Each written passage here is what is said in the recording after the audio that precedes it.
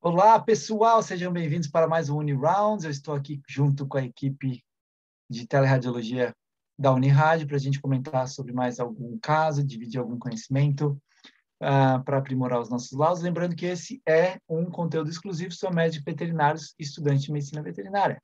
Então, prazer, para quem não me conhece, eu sou o Thiago, eu estou aqui junto com Marília, Marina, Giovana e Paloma para a gente conversar sobre um caso que eu peguei na residência recentemente e quero compartilhar com vocês. Então, essa é a Lili, de 14 anos, e é uma Shih Tzu que já está, né, na sua fase mais idosa da vida. E aí, o que acontece com a Lili? A Lili, ela tem tosse sem melhora com antibióticos. Olha que interessante esse histórico, né? Fez radiografias há um mês, e aí foi lida como um possível pneumonia, tá? Teve trabalho de cardio na época e a doença cardíaca não é suficiente para explicar os sinais clínicos. Então, a gente está tentando, com esse exame, procurar as alterações no pulmão em comparação com um exame anterior que foi feito lá em um mês atrás. Tá? E esse é o exame da Lili hoje. E aí eu acho que esse é um caso muito bacana, porque a gente pega caso assim na teleradiologia, às vezes não tem radiografia para comparar, né? Então, esquece a comparação. Até poderia trazer as comparações aqui para a gente avaliar a progressão e tudo mais, para conseguir delinear. Mas o meu foco aqui é trazer essa alteração para a gente conseguir discutir os possíveis diferenciais para esse quadro. Principalmente com relação ao histórico de que ela é uma paciente idosa que está recebendo antibiótico e não está respondendo. Então, com esse aspecto radiográfico, eu queria saber de vocês, o que vocês pensariam, o que vocês colocariam na conclusão do laudo de vocês na teleradiologia? O que vocês acham que seriam os diferenciais aplicáveis aí nesse caso?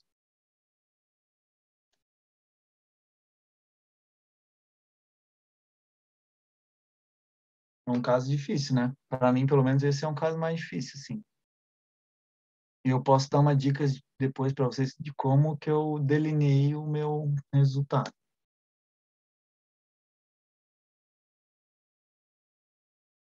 Alguém já tem alguma ideia? Eu não sei, é bem difícil avaliar esse pulmão, principalmente. Me pareceu uma classificação mais intersticial, talvez, algo. No cranial direito eu fico em dúvida se já tem alveolar, não perco um pouco os vasos ali nessa região. Eu tive essa impressão também, Má. Aí, Parece assim, um pouco pensando... insuflado, né? Eu achei na lateral aí um pouquinho mais opacificado também, no mais cranial, né? Daí eu também fico em dúvida se ali no cranial direito tem alveolar. Assim, pensando que não melhora com antibiótico, eu pensaria em neo, né? Sendo mais idosa. Que eu acho que é a primeira coisa que a gente sempre pensa, assim, né? Como tá um pouco insuflado, eu pensei em fibrose também, mas não sei, né? É algo difícil da gente ver, né? Fibrose é interessante. Segura esse Ali em pensamento aí. cranial, eu achei o mediastino um pouco alargado, mas não parece estar deslocando muito a traqueia. Não sei se pode ser só para ela ser gordinha também. E Ela é concordo bem com as gordinha, meninas né? em relação à opacificação. Tá, beleza. E ainda mais shih tzu, né? Tipo, pode ser até gordura mesmo. Alguns outros achados que vocês acham importantes?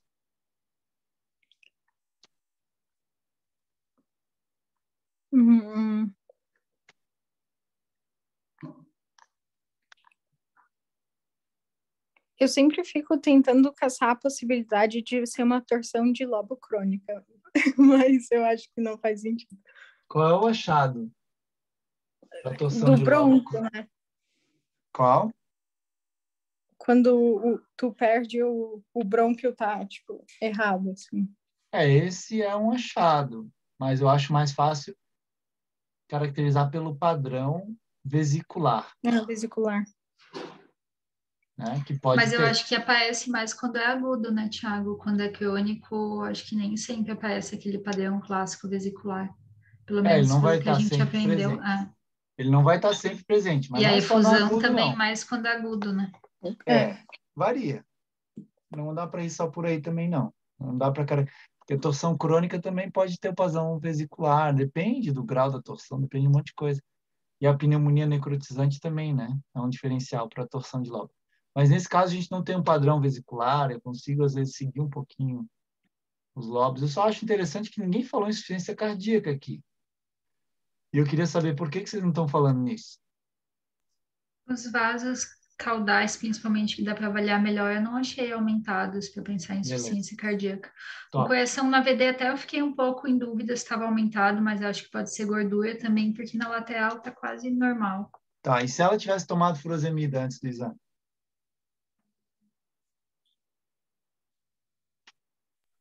Já deixa mais encucado. É. Então, isso é uma informação importante que vocês têm que relevar. Ela não tomou furosemida nesse caso, eu concordo, não tem alteração que me faz pensar em insuficiência cardíaca congestiva esquerda, por causa da ausência do tamanho dos vasos, difusão pleural. O coração está até um pouquinho grande, mas talvez seja até o coração direito que está grande, não o esquerdo. Mas no histórico já falou, as alterações cardíacas não justificam a clínica. Então, isso é muito importante e relevante para a gente levar. Mas eu gostei que ninguém falou, pô, parece insuficiência cardíaca. Show. Marília falou em fibrose. O que te fez pensar em fibrose, Marília, que tu comentou? Esse padrão intersticial, parece que o pulmão está pouco insuflado, assim. Hipoinsuflação e padrão intersticial, beleza. Qual era o próximo passo que vocês indicariam para esse caso? Pensando em fibrose, seria tomo e biópsia, né? Tá. Beleza? Além de fibrose, tem algum outro diferencial? Será que é só uma doença que explica isso ou tem outra coisa acontecendo?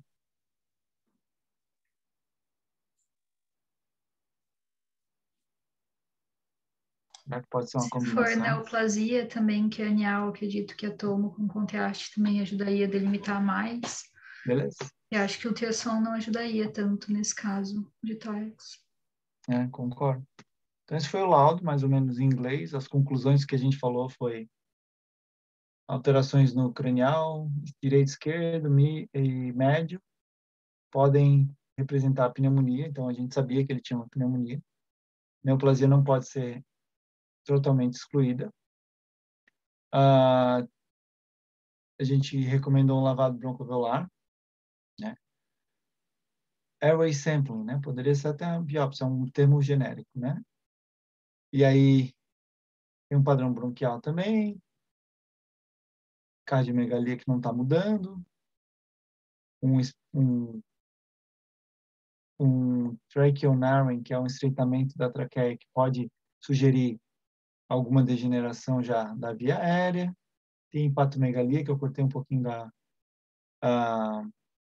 radiografia, que não deu para vocês verem também, mas era uma hepatomegalia importante. E a doença articular degenerativa nos cotovelos. Então, aqui a gente tem essa nova formação óssea, né? Osteofitose, enfim, que já daria para falar que tem artrose ali também. Beleza. Ali da alteração traqueal seria bem aquele estreitamento focal na entrada do tórax aí? Nessa região aqui. Uhum. Então, aí, Poderia ser pela idade mesmo. assim, pode Legal. ser ciclo respiratório também. Eu não ia tão forte nisso aí. Esse não foi um laudo propriamente meu, né? Foi da equipe aqui, de outro residente, outro professor. Eu não colocaria essa alteração aqui. Eu falaria que poderia ser do ciclo respiratório, mas nas observações eu nem concluiria nisso aqui. Não acho que pode ser importante, mas enfim, eles acharam. Talvez tentar relacionar com a traqueomalácia, se fizer sentido nesse caso, né? Bom, enfim, o paciente foi para tomo, como a gente recomendou aqui, né? Vocês falaram que a tomo também seria legal, então tomo vai ser legal para a gente definir o que é. Então aqui tá transversal pós contraste de tomo, passando bem rápido. O que a gente consegue perceber aqui? Tem várias alterações pulmonares, né? Então, tem o que a gente conseguiu ver já na radiografia, que é essa consolidação dos lobos craniais. Estão consolidados. Então, esse paciente, ele tinha pneumonia, mas olha os pulmões que estão mais dorsais. Olha como eles estão muito claros e hiperatenuantes, né? Ó, olha só, esse parênquima pulmonar aqui, ele não está normal. Então, além de uma pneumonia, esse paciente ele também tem áreas de fibrose pulmonar, que a atenuação do pulmão ela está hiperatenuante, né? Ela está mais clara. E tem algumas áreas desse parênquima pulmonar que fazem um aspecto assim mais reticulado, vidro fosco quase, como essas áreas aqui, ó. Sei que a definição do vídeo não está ideal, né? Mas está meio estranho esse parênquima pulmonar. Então, a gente tem esse padrão alveolar, e ele é mais ventralmente, cranialmente distribuído, mas a gente também tem uma opacificação pulmonar aumentada, intersticial, que faz pensar numa fibrose pulmonar. E é isso que eu queria trazer para vocês aqui hoje. Fibrose pulmonar, pelo menos para mim, ela não é uma doença que está no meu radar sempre, né? A gente esquece às vezes. Então, esse é um caso, ó,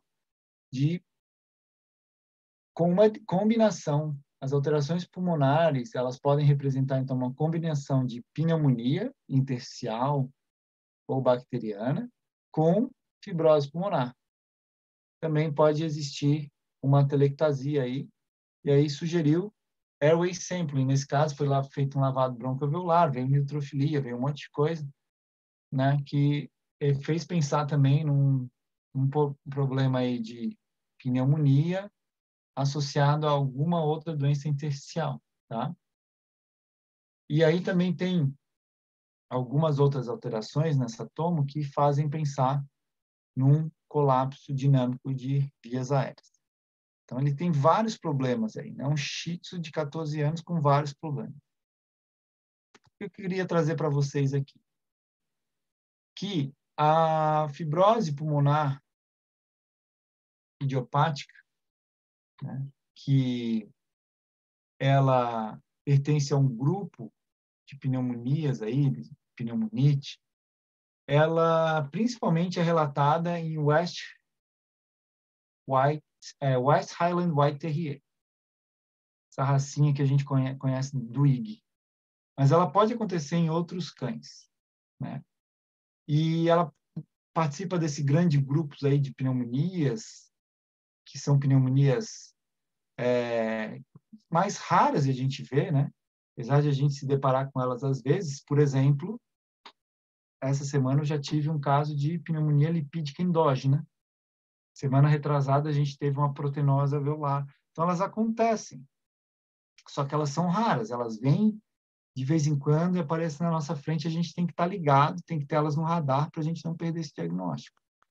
E a sacada desse caso é principalmente assim, ó, tá tomando antibiótico, não tá melhorando. Sabe? Então, tipo assim, opa, tem alguma coisa aí que não tá fazendo sentido, né? Normalmente ele vai responder, pelo menos com pouco, a um antibiótico, se for só pneumonia. Então, tem alguma outra coisa que não estava acontecendo ali. E aí, histologicamente, existem dois principais padrões em cães, que é a fibrose madura da parede alveolar e a fibrose menos madura, mais grave, mais celular. Tá? E as causas e patogêneses desse caso. Principalmente a fibrose intersticial, como esse artigo cita, é que elas não são conhecidas.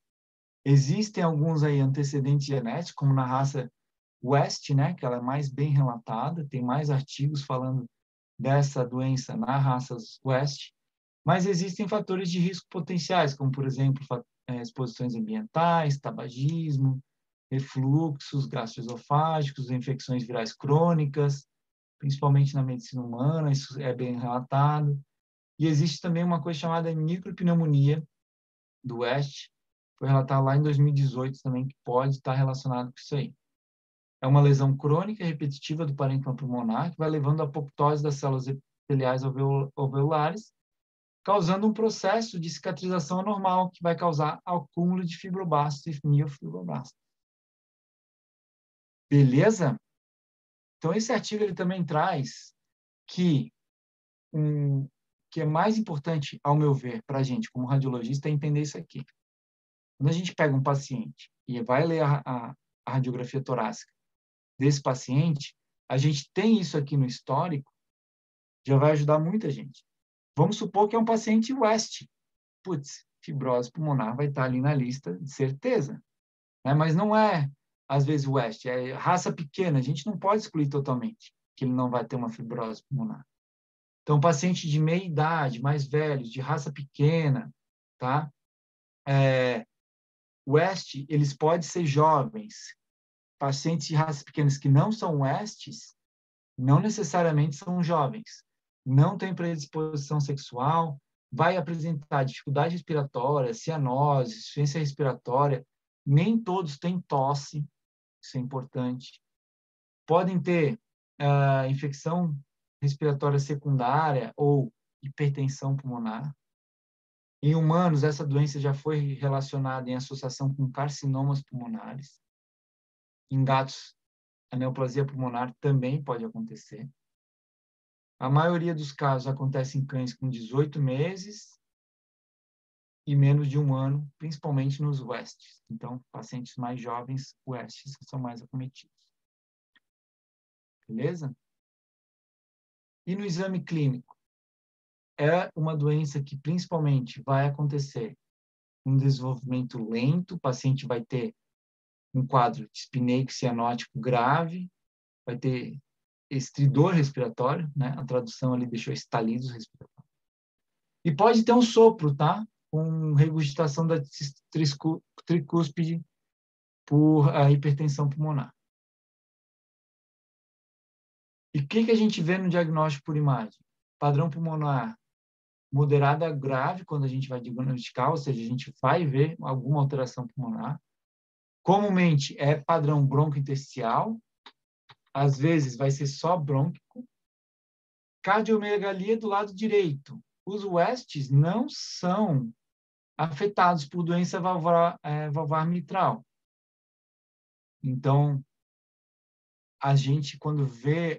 quando a gente se deparar com um aumento do coração do West, tem que olhar direitinho para ver se não é só um aumento do lado direito. Tá? E as radiografias nem sempre vão ser sensíveis. Às vezes vai ter um tórax normal que vai ter essa doença, que é a fibrose pulmonar. Na tomografia, a gente vai ver principalmente achado em vidro fosco. Vamos ter o que a gente fala de bandas paraquimentosas, que são algumas consolidações pulmonares em formas de banda, linhas subespleurais, espessamento intersticial. E eu vou falar o principal achado que eu acho é o aumento da unidades Hounsfield do pulmão. Então, um pulmão normal ele vai ter em média ali 700 unidades Hounsfield, e um pulmão do cão que tem a fibrose pulmonar, ele vai estar ali entre 500 unidades, menos 500 unidades Hounsfield, né? Que é menos 700 é normal, menos 500 subiu a atenuação, então vai ser provavelmente uma fibrose intersticial. Beleza? Então, ó, por exemplo, esse caso aqui, ó, a gente está vendo uma alteração de fibrose intersticial nesse paciente, caracterizado por umas áreas de ground glass opacity, que é o vidro fosco, né?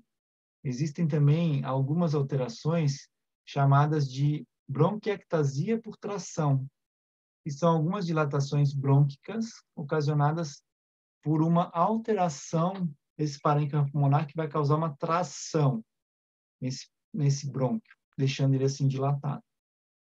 E esse é um esqueminha aqui do que a gente pode ter no pulmão, né? Quais são as alterações que a gente pode ter? Consolidação, Rao-Gatoplasty, Honeycomb cyst. Às vezes a gente vai ter bronquiolitases, que é alguma resquício de acúmulo de fluido, por exemplo, nos brônquios. Podemos ter padrão reticular, crazy paving pattern, que eu nem sei descrever direito na radiologia. Parece para mim um padrão muito parecido com o ground glass. Bronquiectasia, que é um termo que a gente tem que ter cuidado quando a gente vai usar, principalmente porque a bronquiectasia na cabeça do clínico, do cirurgião, é uma dilatação irreversível do brônquio que tem que ser tirada. Em alguns casos que tem pneumonia, essa dilatação do brônquio, ela é transitória. Então, tu como radiologista, se vai usar o termo bronquiectasia, para ter certeza disso, tu tem que ter um exame seriado, mostrando que aquela dilatação do brônquio, ela está permanente, ela não está mudando.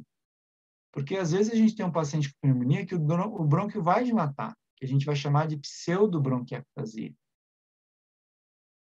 Entendeu? E ela, depois de ser tratada, o brônquio pode voltar ao normal. Então, tomem cuidado quando vocês forem usar o termo bronquiectasia. Da mesma forma, megaesôfago. Megaesôfago é a perda da função, né, esofágica. Então, a dilatação esofágica é diferente de megaesôfago. Em alguns casos, a gente só tem dilatação esofágica, a gente não tem megaesôfago.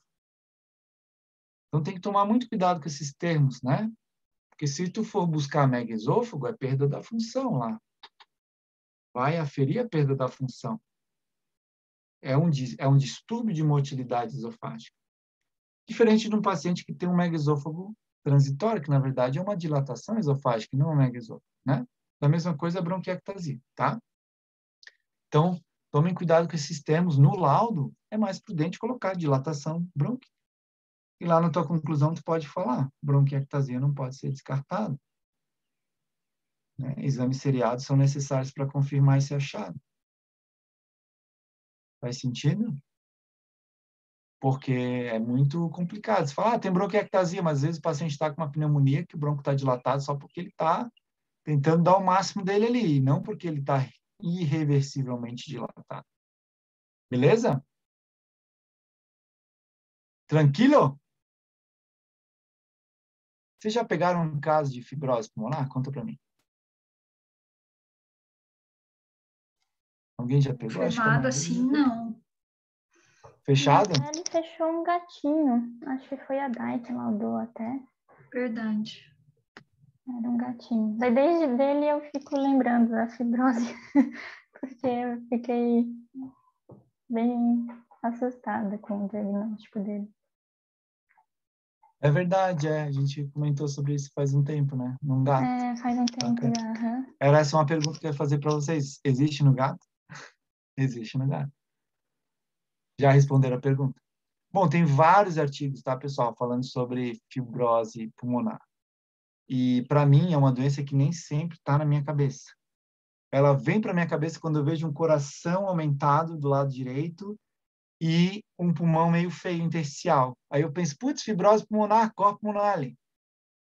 Mas nem sempre ela vai aparecer assim, tá? Então, existem outros artigos mostrando essa caracterização, como foi esse, né, feito pela equipe lá do Tobias Schwartz. Então, pacientes mais adultos, idosos, 76% dos cães tinham bronquite crônica na broncoscopia, bronquiectasia, colapso traqueal, colapso bronco também faziam parte aí dessa população. Lavado broncoalveolar revelou inflamação crônica na maioria dos casos, tinha pasteurella em alguns, padrão intersticial e broncointersticial generalizado, difuso. 6 pacientes na necrópsia tinham fibrose intersticial crônica com hiperplasia de pneumócitos 2, 3, em 3 pacientes, fibrose pleural ou subpleural em 2 e pneumonia intersticial em 3. Então, a median survival time, né? Mais ou menos quanto que o paciente vive depois do diagnóstico, chega a menos de 1 ano. Então, é uma doença que tem uma certa gravidade, né? E a gente, conseguindo diagnosticar antes, a gente consegue dar mais qualidade de vida para esse paciente.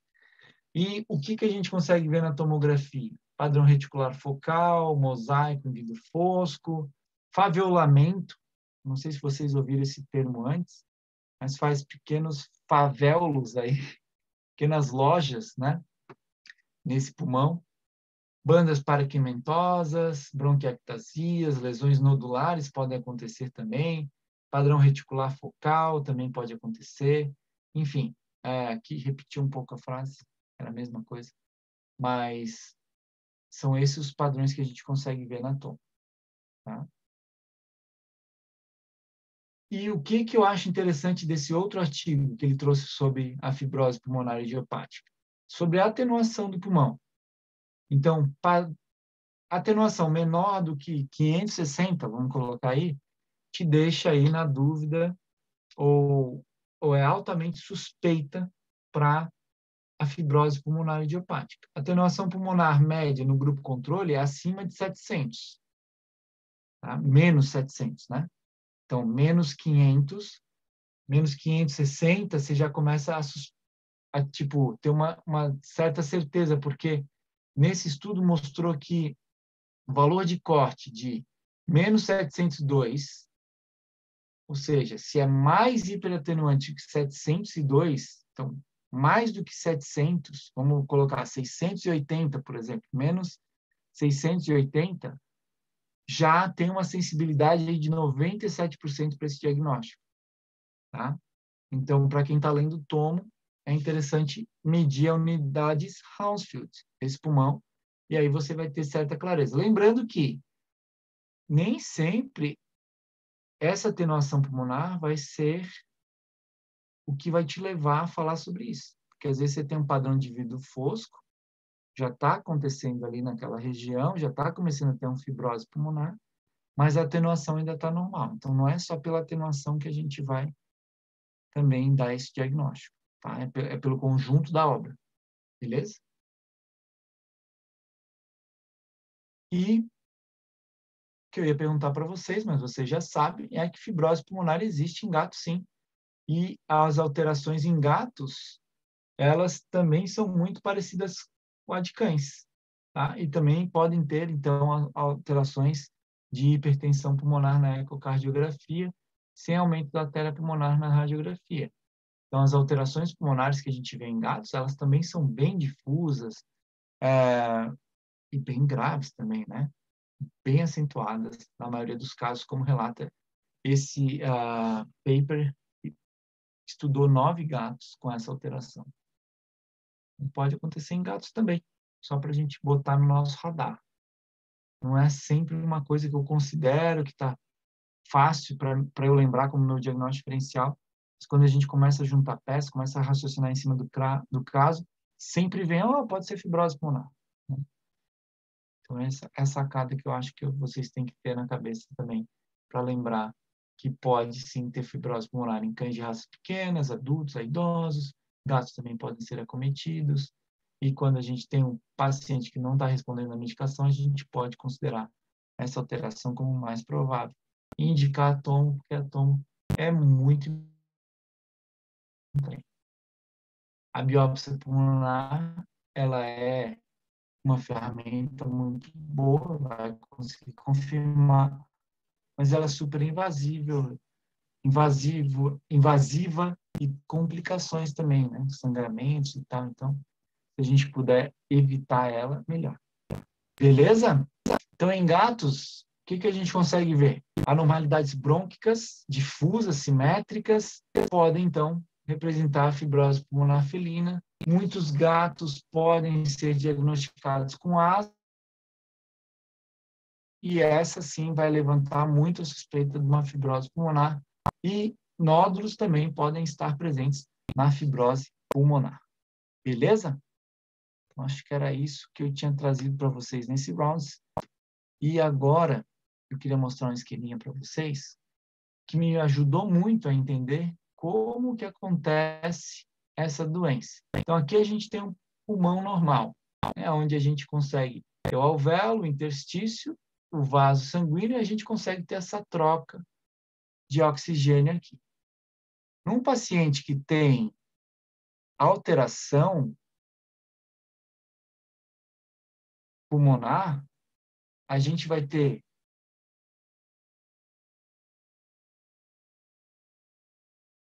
Thiago. certo? Não sei se foi aqui, Então, é mas isso que para acontece mim na não tá fibrose pulmonar. aparecendo. Não sei se foi para mim que Beleza? apareceu. Para mim também, Má.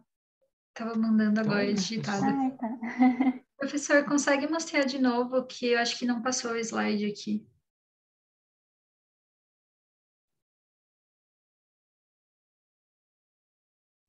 Acho que tá caindo. Sim. Voltamos. Voltamos? Sim. Voltou. Bom, eu queria só mostrar esse esqueminha para vocês. Vocês ouviram a parte do gato? Ouvimos, Sim, do foi gato, quando tu sim. foi mostrar o esquema que não apareceu. Ah, tá. O esquema. O esquema que me ajudou a entender. Porque o esquema a gente vê esse espessamento do interstício aqui, né? Causando essa dificuldade na troca gasosa do pulmão. Por isso que a gente tem todas as alterações secundárias à fibrose pulmonar. Acho que esse esqueminha me ajudou a... É por isso que dá os problemas. Por causa dessa fibrose que impede essa troca gasosa aí no pulmão. Um instante. Era isso, people. Bem legal. Quer dizer, tadinho, mas Fibrose pulmonar. bem interessante. Então. São casos desafiadores, né? Os casos que eu peguei não são fáceis e às vezes eles não respondem bem, principalmente são diagnosticados assim mais tardiamente. Essa taxa de sobrevida é de 1 ano, depende muito da gravidade, de como o paciente já está, né, respondendo. O paciente que já tem pneumonia associada, com certeza vai ter um prognóstico mais reservado aí. Beleza? Alguma colocação que vocês querem dar antes de a gente terminar esse round? Só que em gato fica ainda mais difícil, né? Que é aquele Sim. padrão misto que pode ser tudo e a fibrose também, né? Por isso que a gente sempre tem que relacionar com a clínica, né? Ah, o paciente não está respondendo ao tratamento. Putz, pode ser fibrose, então, né? É isso que é importante a gente lembrar. Às vezes, a pessoa que está solicitando o exame, ela não pensa que isso pode ser importante para a gente. Olha, não está respondendo ao tratamento. E, às vezes, esquece de colocar essa informação na requisição, na solicitação, e a gente fica laudando a asma, né? Porque é o mais provável, é o mais comum, né? A gente vai pelo caminho que é mais comum. Mas, enfim, se essa informação-chave está constando ali, a gente tem que raciocinar, putz, pode ser outra coisa. E a fibrose pulmonar pode entrar no diagnóstico aí. Mas Em gato gato sempre é um também, desafio. sim. Em gato também aparece quando mais idoso ou desde mais jovem a mais idoso? Aquele artigo ali que estava falando sobre gatos, pelo que eu me lembro, a população ali era adulta e idosa também. Tá? Obrigada. Show de bola, time! Então foi isso, people. Esse foi mais um New Rounds e eu espero encontrar vocês nos próximos. Prazer estar aqui falando com vocês. Para quem curtiu esse New Rounds, compartilhe o conteúdo com quem você acha que pode se beneficiar também. E a gente se encontra no próximo. Um abraço. Até mais. Tchau, tchau. Obrigada, professor. Valeu.